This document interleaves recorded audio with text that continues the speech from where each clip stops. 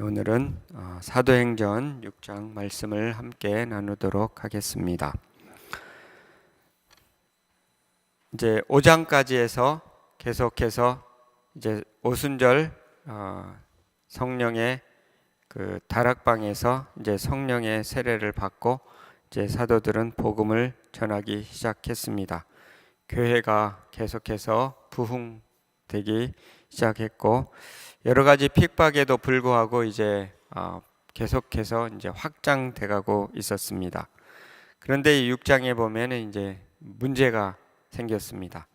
그래서 이 문제를 이제 대처하고 또 이 문제를 대처함을 통해서 이제 교회가 계속 더 뻗어가는 이제 그러한 것을 6장을 통해서 알 수가 있습니다.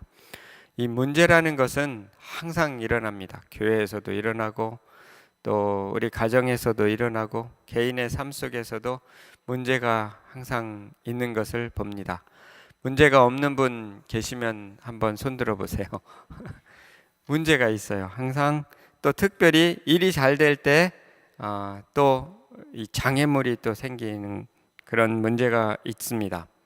내가 잘못해서 생길 수도 있고 내가 잘못하지 않았는데도 이제 외적인 요소에 의해서 문제가 생길 수도 있고 그렇습니다. 이런 문제를 어떻게 잘 반응하느냐에 따라서 더 전진할 수 있는가, 안 그러면 이제 잘못 다루면 문제에 빠져들고 또 실패할 수도 있다 하는 것을 우리는 기억할 필요가 있습니다.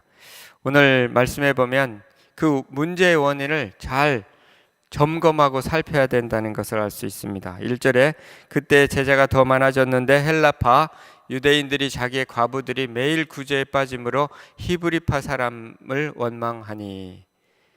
이제 제자가 더 많아졌는데 그 교회 안에 헬라파 사람들이 있었고 히브리파 사람들이 있었죠. 히브리파 사람들은 유대인인 거죠. 그 중에 이제 여기에 보면 과부들이 있었다는 거예요. 과부도 유대인 과부가 있었고 헬라인, 그러니까 이방인인 거죠. 교회 안에 지금 예루살렘 교회 안에도 이방인들이 있었던 거죠. 그래서 같은 유대인이지만 아마 같은 유대인이었을 겁니다. 같은 유대인이지만 헬라의 이제 쪽에 영향을 받고 거기에 뭐 이민 갔든지 그런 사람일 수가 있는 거죠. 뭐 정확하게 설명이 안 되지만 순수 그냥 예루살렘에만 있었던 유대인들이 있었던 것이고, 근데 이 두 종류의 과부들이 있었는데 이상하게 히브리파 유대인 과부들은 구제를 제대로 받는데 아마 어려운 사람을 교회에서 이렇게 계속 구제를 해줬던 것 같죠. 근데 히브리파 사람들은 구제를 받았는데 헬라 쪽에서 온 사람들이 과부는 빠진 겁니다. 구제에서 제외됐다는 뜻이죠. 빠졌다는 것은. 그러니까 이렇게 되면 원망이 생기죠. 왜 똑같은 과부인데 나는 교회에서 저 사람들은 주고 나는 안 주나, 이렇게 말할 수가 있는 거죠. 예? 그 과부라 그래서 좀 이상하죠. 과부는 과부인 거예요. 혼자 사는 분은 과부인 거예요. 근데 이렇게 되면 이제 원망이 생기는, 이것이 원인이 뭔지 알 수가 없어요. 뭐 정확하게 뭐 우연히 그럴 수도 있는 거고. 근데 문제는 히브리파 사람들이 빠졌으면 문제가 덜 하는데, 왜냐하면 히브리파 사람들은 아무래도 기득권이잖아요. 자기들이 힘을 갖고 있는 사람들인데 여기에 빠지면 괜찮은데 약한 소수파가 이제 빠지니까 이 문제가 되는 거죠. 왜 우리는 이렇게 그러잖아요. 이게 이민 오면 소수계들이 뭔가 빠지면 막 데모하잖아요. 뭐 데모하잖아요. 요즘에 무슨 쉘터, 뭐 홈리스 쉘터를 짓는다고 히어링을 안 했다고 그냥 넘어갈 수도 있는 것 같은데 이 소수계를 갖다 외면한 것 같으니까 화가 나니까 지금 뭐 막 데모하러 가는데 그런 거죠. 그래서 이제 이 문제가 교회 안에 이제 생긴 것입니다. 그래서 교회 리더들은 이 문제를 빨리 간파하고 문제를 조치했던 것 같습니다. 만약에 이 문제를 어떤 문제는 놔둬야 될 문제도 있지만 빨리 조치해야 될 것은 빨리 조치해야지, 그렇지 않으면 문제가 굉장히 커진다는 것을 알 수가 있죠. 그래서 딱 보고 분별을 해야 되는 거죠. 이 문제를 빨리 대처해야 될 것인지 아니면 그냥 좀 시간을 두고 기도하면서 기다려야 될 것인지를 분별하고 대처해야 될 것을 빨리 대처해야 되는 거죠. 지금 이 사도들은 이 문제를 가지고 아주 빨리 문제를 대응하는 것을 알 수가 있습니다. 하나님의 뜻이 무엇인지 문제 앞에서 늘 구할 필요가 있습니다. 뭐 빨리 대처한다고 하지만 먼저 하나님 앞에 왜 이런 일이 있는지 지혜를 구할 필요가 있는 거죠.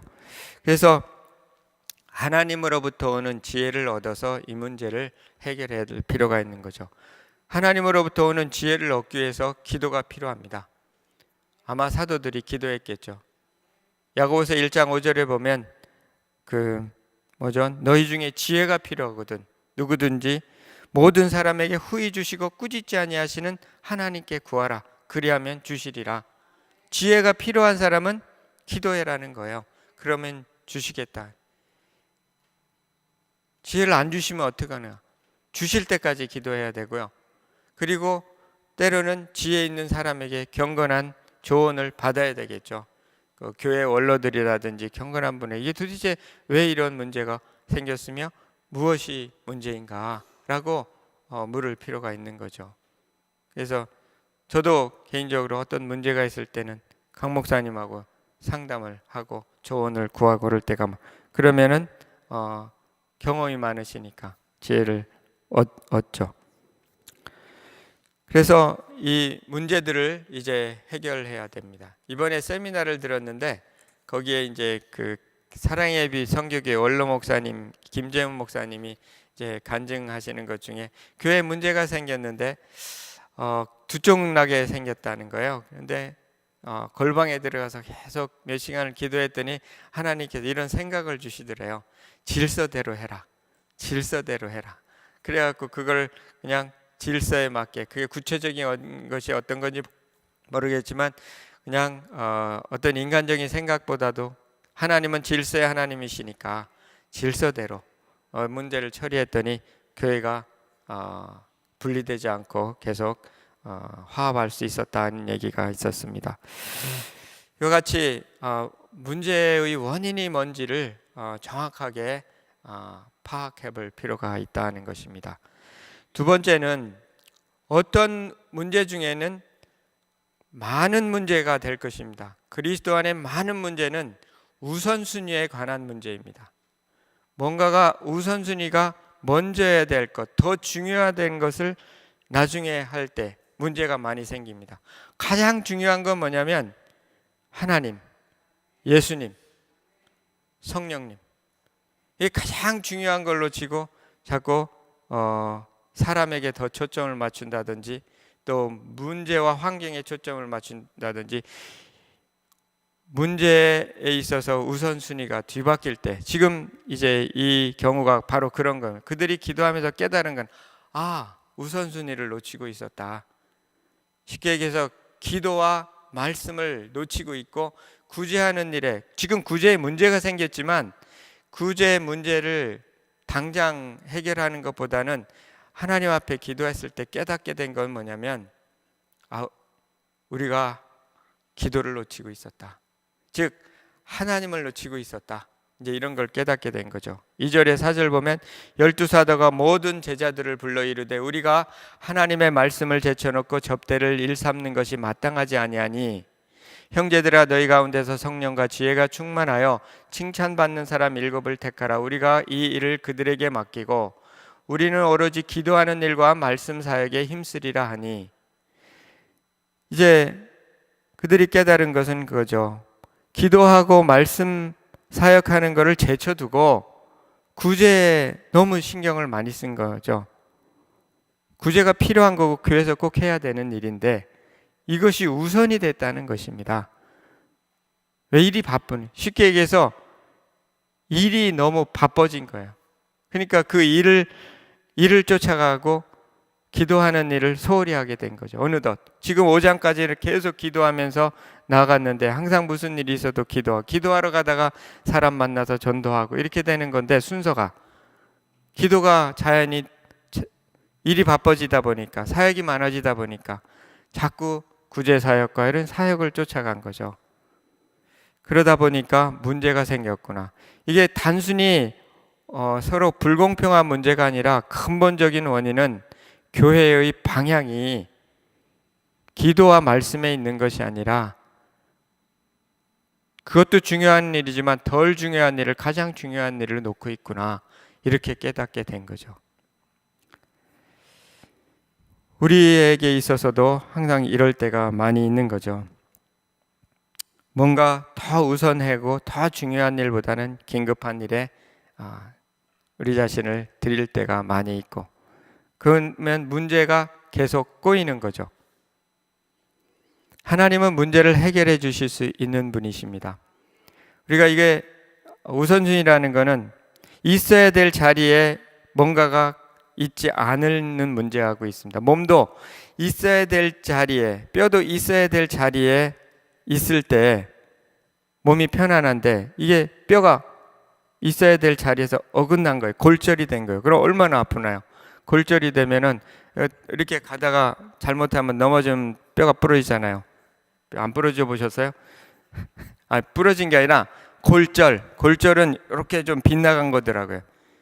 그 영어로 디슬로케이션이라고 해요. 로케이션이 디슬로케이션 됐다.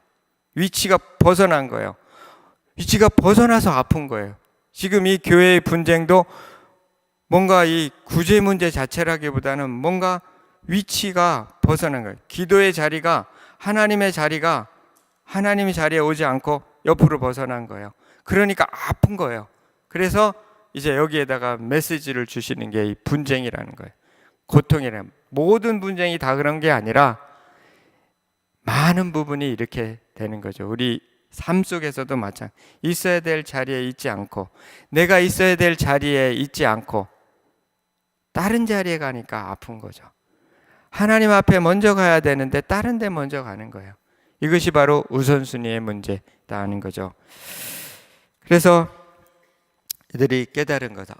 사도들이 기도와 말씀에 우선하지 않았구나 하는 것을 깨닫고, 우리는 기도와 말씀에 우선하고, 이 구제일도 중요하니까 이제 사람을 뽑아서 적절하게 이제 일을 분담하도록 하자 하는 것이 해결책이었던 것입니다.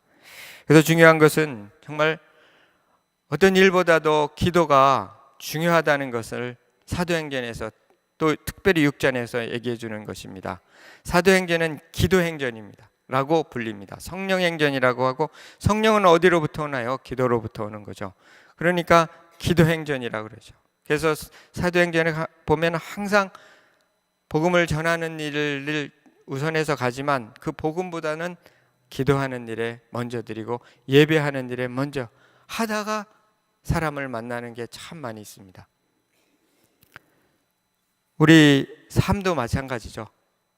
기도하는 것보다 일을 너무 쫓아갈 때가 있어요. 그러나 기도하는 일에 들여질 때 말씀이 깨달아지고 지혜가 생기고 그에 따라 순종할 때 문제가 해결되는 것입니다. 어느 날 어느 장로님이 일이 하도 바빠서 기도를 못 나갔어요. 집에서 기도할 수도 있지만 늘 새벽 예배 나가던 분인데 일이 바쁘셨나 봐요. 무슨 일을 하셨는지 바빠가지고 못 나갔어요. 그랬더니 어떤 이단이 찾아온 거예요. 아파서 누워 있었나 봐요. 누워 계셨는데 이단이 찾아온 거예요. 그래서 막 이렇게 이단이 막 설득을 하니까 같이 기도합시다.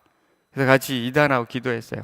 하나님 아버지, 내가 요즘에 일이 바쁘고 몸이 아파갖고 새벽녘을 못 갔더니 이런 똥파리가 와가지고 나를 이렇게 괴롭게 하니 용서해 주십시오. 내일 아침부터 열심히 기도하겠습니다. 그랬더니 눈 떠보니까 도망갔더래요. 또 그래가지고 아침부터 다시 기도 생활을 해보겠더니 만사가 형통하더라. 막 그런 지어낸 얘기예요. 근데 이제 기도하면 안목이 생기는 거예요. 하나님 앞에 나가면 이렇게 큰 신비로운 게 없더라 하더라도 생각이 하나님 중심으로 바뀌고, 또 하나님 말씀이 더 사모가 되고 평안이 오고 문제보다 하나님이 커지고 그리고 문제가 해결되죠. 끝까지 끈질기게 기도하면. 기도하다 성령을 받았잖아요. 기도하다. 그리고 기도하다가 성전 미문에 있는 그 안진백이나 그죠? 그 장애인을 고치게 됐어요. 그래서 이 기도의 우선순위로 돌아가는 것, 그것이 문제 해결에 지금 이 초대교회 문제 해결의 중요한 핵심이었습니다. 유진 피터슨 목사님이 이런 말씀을 했습니다. 기도의 놀라운 점은 참으로 많은 사람들이 기도를 한다는 것이 아니라 일부의 사람들이 포기하지 않고 계속해서 기도한다는 것이다. 다 기도를 해요. 그냥 막 밥 세 끼 먹을 때 기도를 하고 뭐 그러는데 끈질기게 기도하는 사람은 아주 소수라는 거예요. 결국은 하나님은 그 하나님의 일을 기도를 통해서 일하신다 하는 것은 성경과 기독교의 역사를 통해서 잘 알 수 있는 내용입니다. 요즘 한국 교회는 막 새벽 기도가 거의 없어지고 있다고 그러죠. 그러니까 더 힘들어지는 거죠. 우리는 이 기도를 기도의 자리에 놓을 필요가 있다. 하나님은 하나님을 찾는 자들에게 모든 좋은 것에 부족함이 없겠다고 하셨습니다. 그리고 믿음이 없이는 기쁘시게 못하나니 하나님께 나아가는 자는 반드시 그가 계신 것과 또한 그가 자기를 찾는 자들에게 뭘 주신다고요? 상 주시는 이시다. 이게 믿음은 뭐냐면 하나님이 계시다는 거, 그리고 하나님께서 기도에 응답하신다는 것을 믿는 거예요. 그게 믿음이라고 히브리 기자는 얘기하고 있는 거예요. 오늘날에는 지금 이제 보면은 교회에 이제 어른들은 그래도 기도가 많이 근력이 쌓여야 되는데 젊은 분들은 참 이게 어려워요. 시대가 워낙 시대의 조류가 기도를 하지 못하게 하는 게 많죠. 여러 가지로. 또 한 가지는 그렇기 때문에 하나님 말씀에 따라 살기보다는 편리한 대로 살아가는 게 많은 거예요. 이것이 문제죠. 문제가 해결되지 않죠. 지금 이민 생활을 하면서 제일 문제가 뭔가요? 대부분 보면은 젊은 분들은 자녀 양육이에요. 자녀 양육이 우선이에요. 보면은 자녀를 키워보면 자연히 우선이죠.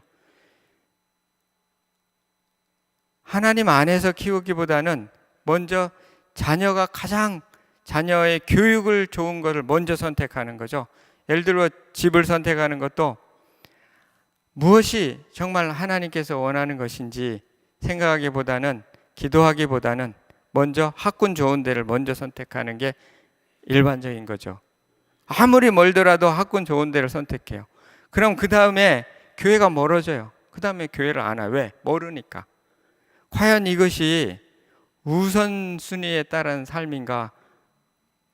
그렇다고 문제가 해결되고 자녀가 잘 되는가?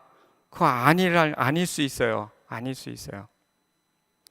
그러니까 이 삶의 문제는 우선순위 문제가 올바로 될 때가 해결될 때가 많다는 거예요. 다 알아요.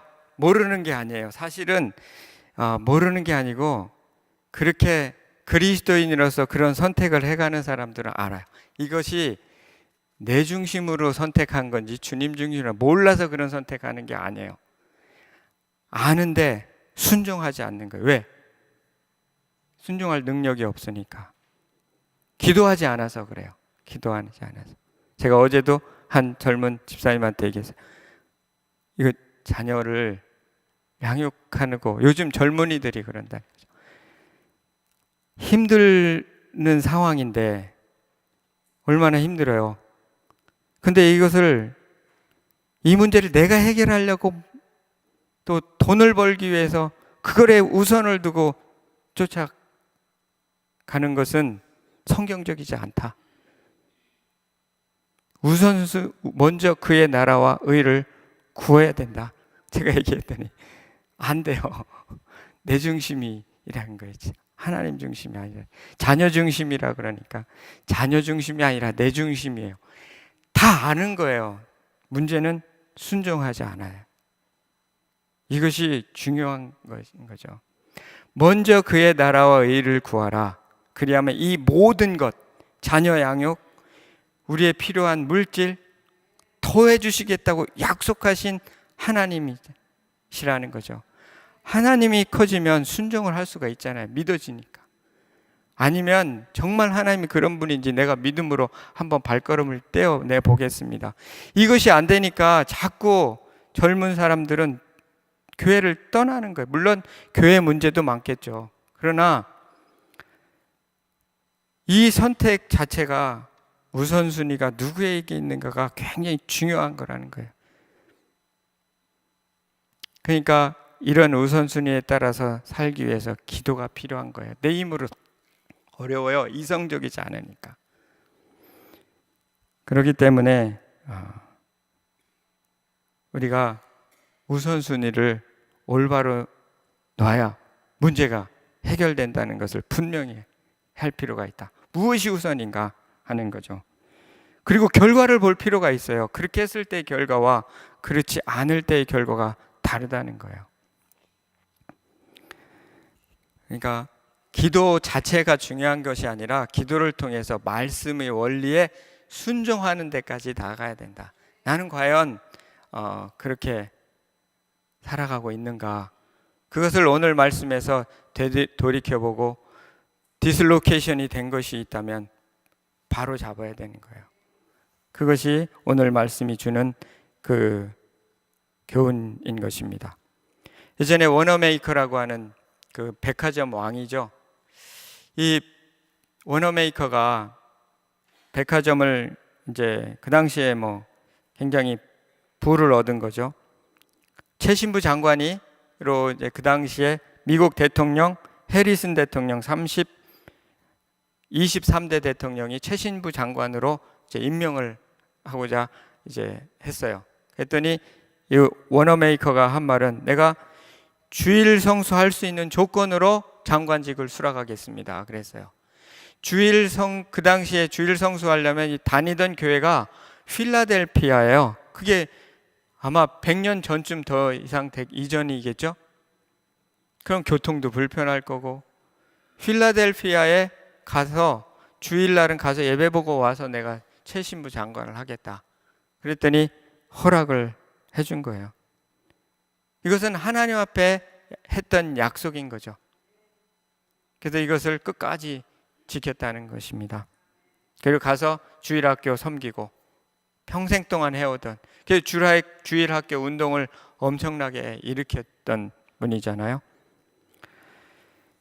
이것이 바로 뭐가 우선인가를 보여주는 예인 거죠. 이것은 시대가 변한다고 해서 변하는 원리가 아니라는 거예요. 시대가 변해가지고 우선이 우리의 삶 속에 자녀가 우선인 게 아니고 내 먹고 사는 게 우선이 아니고 그렇다는 거예요. 정말 하나님을 경험하려면 이 우선순위가 그리고 돌아가져야 된다. 지금 하나는 기도하는 것이고 또 다른 하나는 말씀 사역이에요.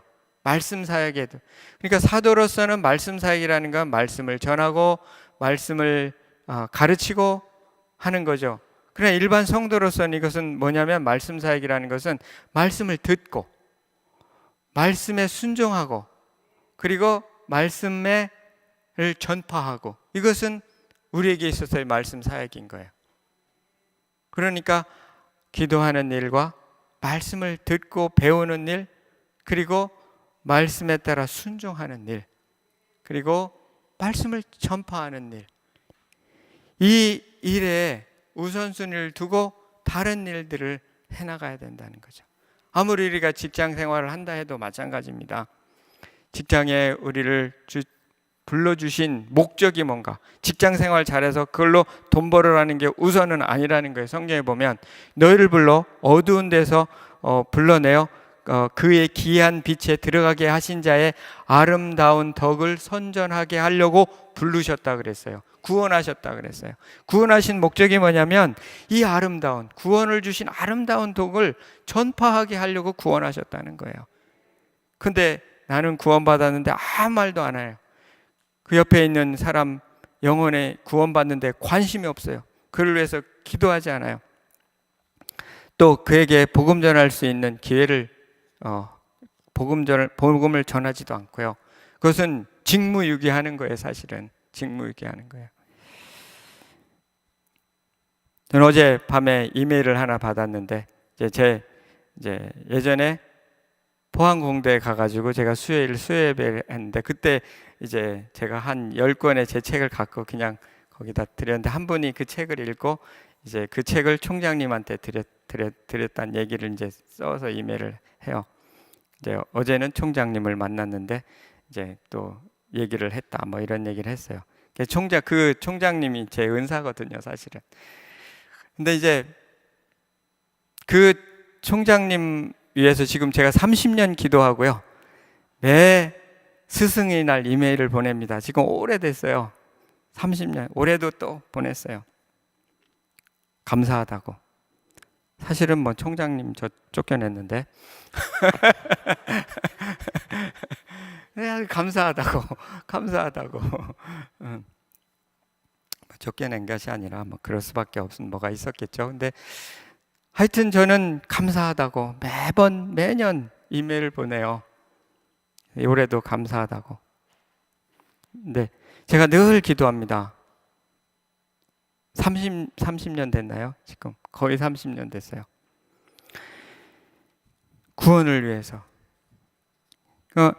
우리가 이 말씀을 전파하는 것, 그리고 말씀을 열심히 배우는 것, 듣는 것, 그리고 말씀이 원리가 뭔지 그에 따라 순종하는 일을 할 때 비로소 그때 우리의 삶의 문제들이 바로잡아지는 역사가 있을 줄 믿습니다. 세 번째는 일의 분담을 점검해야 된다는 것이죠. 사도들이 해결책은 먼저 자신들의 우선순위를 바로잡는 기도하는 것과 말씀 전하는 것, 말씀의 사역, 이 일을 먼저 하고 이제 구제의 사역에 있어서 이것도 당면한 문제도 해결해야 되는 거죠. 먼저 하나님 앞에 나가고 그리고 하나님 앞에 지혜를 얻어서 당면한 문제도 해결해야 되는 거죠. 5, 6절에 보니까 온 무리가 이 말을 기뻐하여 믿음과 성령이 충만한 사람 스데반과 또 빌립과 브로코로와 니가노르와 디몬과 바메나와 유대교에 입교했던 안디옥 사람 니골라를 택하여 사도들 앞에 세우니 사도들이 기도하고 그들에게 안수하니라. 이제 이 구제의 문제도 해결해야 되는 겁니다.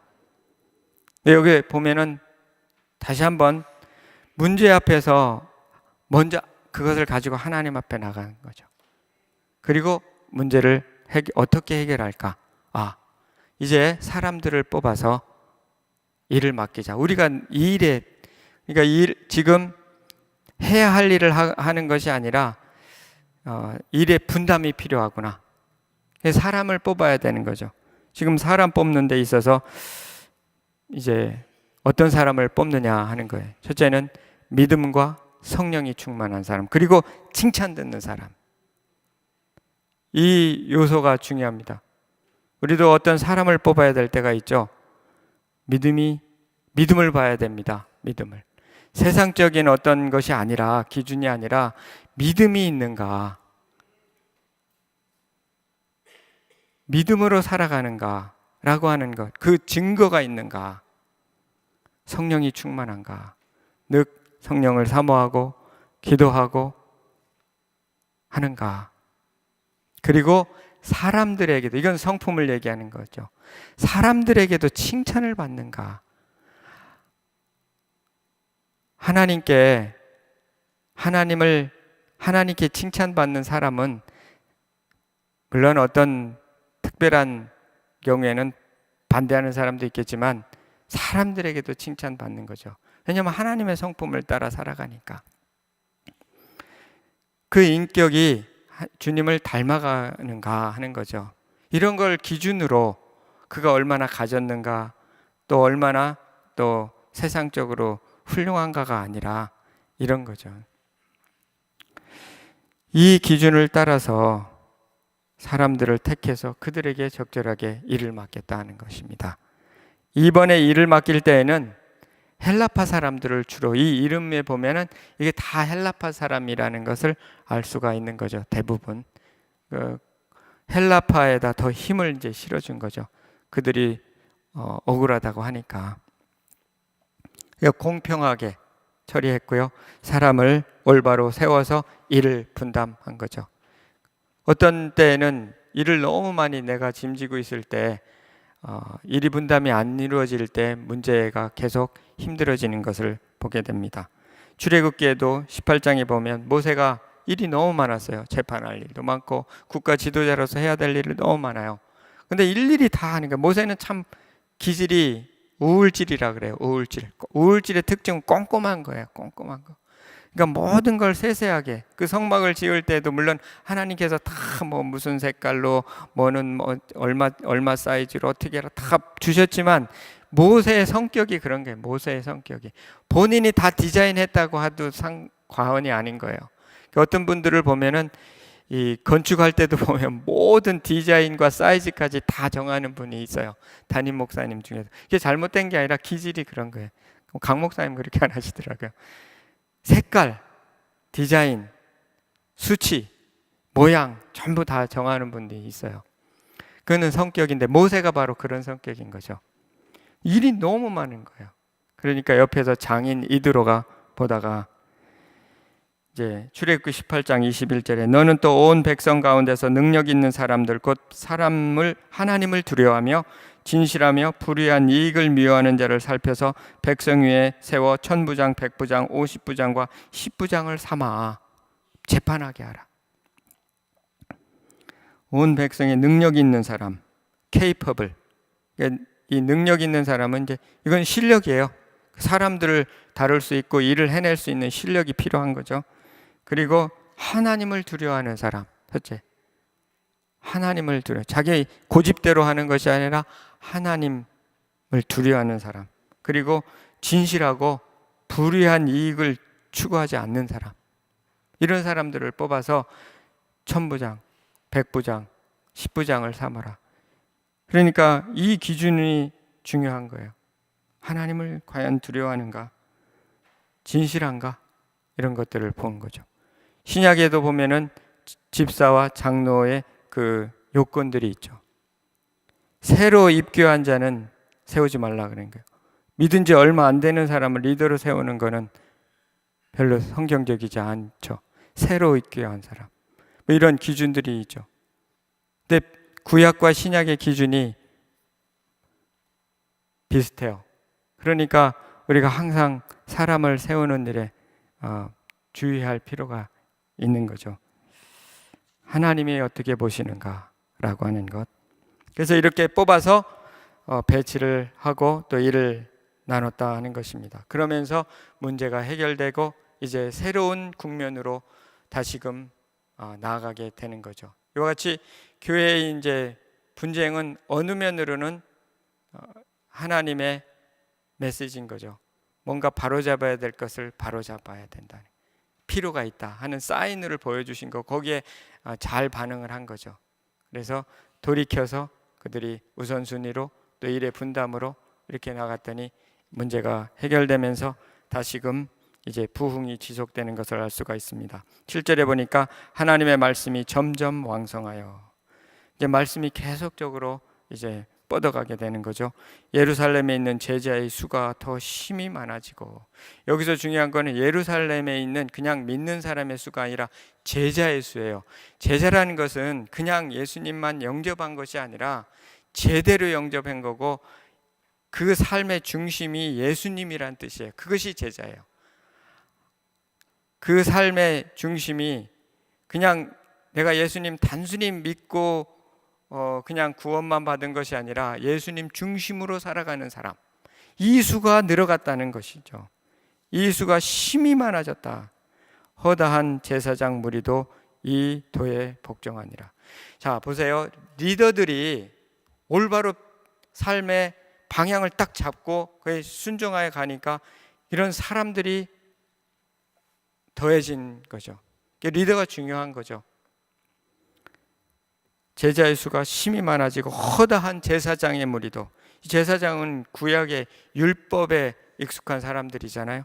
이 사람들도 이 도에 복종하면서 들어왔다. 제대로 교회에서 제대로 해야 할 일 우선순위가 똑바로 되니까 사람들이 몰려 들어오더라는 거죠. 우리도 마찬가지죠. 가정도 먼저 내가 부모가 올바로 하나님 앞에 서면 자녀들이 그 신앙 안으로 들어오게 되는 줄 믿습니다. 때로는 시간이 필요하겠죠. 그러나 부모가 올바로 서야 자녀들이, 이것이 원리입니다. 자녀가 우선이 아니라 하나님이 우선이에요.